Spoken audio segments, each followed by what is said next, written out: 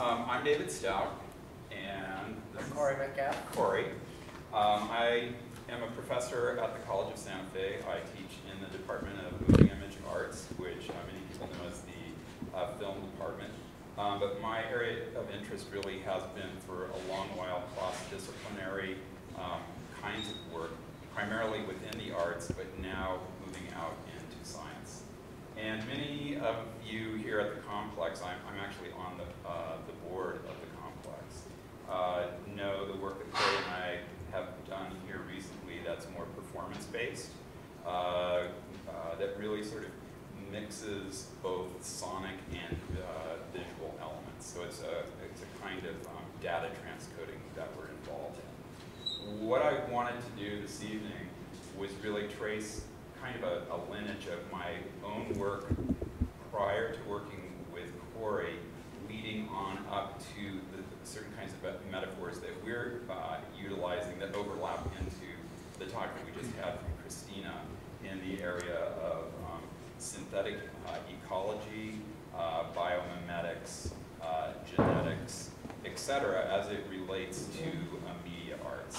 So a lot of these ideas that are being pursued in various disciplines are also alive and well in the interactive media domain.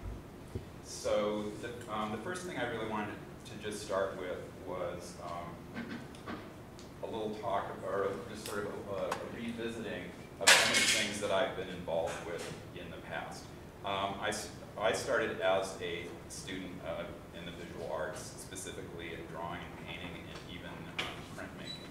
So a very kind of traditional focus.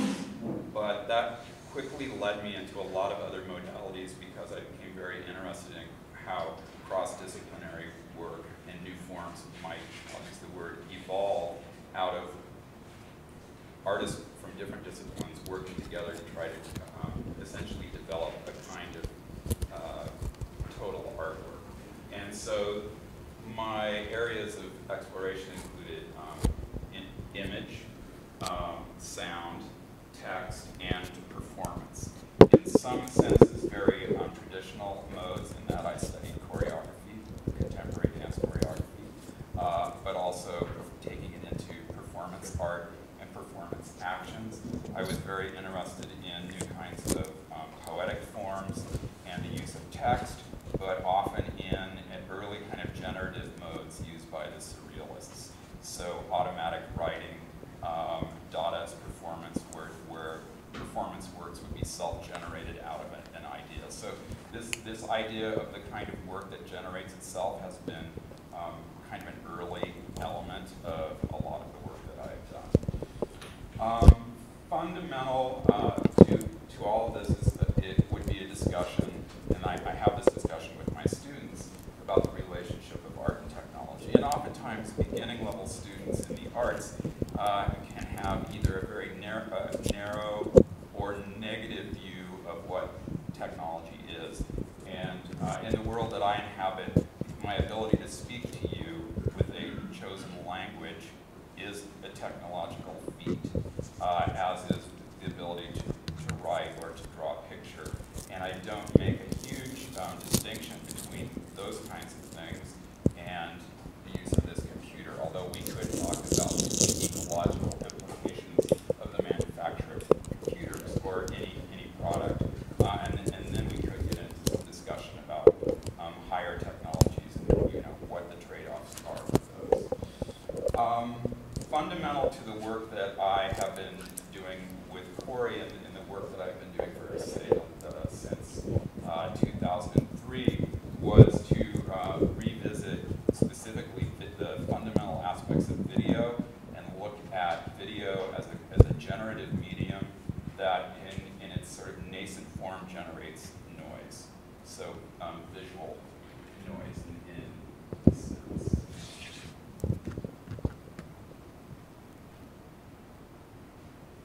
And just a little definition of noise that comes from the Wikipedia. In common use, the word noise means unwanted sound or noise pollution. Oftentimes, when we hear the term noise, if we aren't sort of trained in these fields, we immediately think of it as an aural phenomenon. and it always comes with a value judgment. It's generally negative or unwanted. In electronics, noise can refer to the electronic signal corresponding to acoustic noise in an audio system, or the electronic signal corresponding to the visual noise commonly seen as snow in a degraded television or video image. And I would posit that oftentimes we see the empty television screen with noise on it in all kinds of feature films. It actually is a coded kind of message. It means something very specific. There's no one home, there's nothing on, this is empty, vacuous, etc. I don't actually believe noise to be anything like that. In signal processing or computing, it can be considered data without meaning. That is data that is not being used to transmit a signal, but is simply produced as an unwanted byproduct of other activities. In information theory, however, noise is still considered to be information. So my interest in noise was, first of all, how can I generate a sound from visual noise, so transcoding. And I started to explore it, and the image that you see here is from a print that was composited really from just two different video stills, where video noise is processed, it's rescaled, it's filtered in various ways, and actually drawing out of the video stream itself, we can actually turn a line of that video for snow, random activity that's happening every 30th of a second or every 24th of a second, into an audible waveform that can then be sculpted and performed. And I'm not going to include that work this evening in terms of the performance, but I will show you some more images that come from this process. This is another kind of composited sort of tapestry-esque kind of image that comes from several, actually about 4 or 5 different frames of processed video noise. We do have a few small clips that we got this one right here. It's like 20 seconds long. Why don't we just show that when we we'll come back to this. We have yeah. a small clip that I can show that's taken from one of David's earlier works, specifically this. So anyway, what I found through a certain period, for about 3 years, I was really exploring the possibilities within video, snow, or noise, and with the audio that could be created from noise. And it was clear to me that within a field of noise, there was an incredible amount of potential in terms of aesthetic exploration. And the interesting thing is that these systems or circuits that we would set up were essentially self-generating, and I would then interact with them in various ways. So moving along to some other threads. As a video artist, I explored early on a lot of different possibilities for what video might be. And I can assure you that for the most part, this was, even though I did some conventional films, it was not necessarily looking at the grammar that we know as, a film grammar and that sort of thing.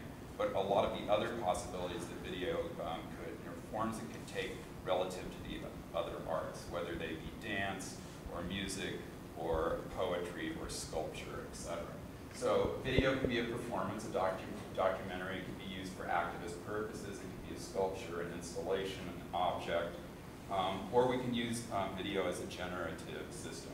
And there are a couple of leading pioneers in the audience tonight that know this history inside and out because, to a large extent, they invented it. But I was very fortunate to work at a lab in California, at the California Institute of the Arts, which still is maintained today, which was an analog image processing lab, not unlike the one that we see depicted here at the Experimental Television Center in Owego, which is also still functioning and is probably, and correct me if I'm wrong, Woody, but it probably houses the most diverse number of tools that are still